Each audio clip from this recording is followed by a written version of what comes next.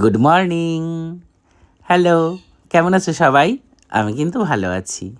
এই দেখো সঙ্গে কে বলো তো? সঙ্গে হচ্ছে শঙ্কর, আমাদের গাড়ির ড্রাইভার। শঙ্কর গেছিল আমাদের সঙ্গে। কোথায় বলো তো?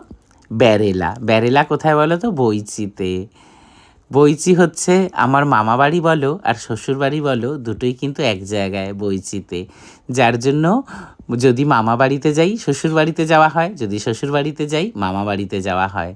আর এই ব্যারেলাতে এই যে কৃষ্ণ মন্দিরটা দেখতে পারছো, এই কৃষ্ণ মন্দিরটা কিন্তু নতুনই তৈরি হয়েছে, এই কয়েক বছর হলো। আগের বছরে এই কৃষ্ণ মন্দিরের রং কমপ্লিট হয়েছে। খুব সুন্দর করেছে মন্দিরটা। আমার তো দেখে ভীষণই ভালো লেগেছে মন্দিরটা।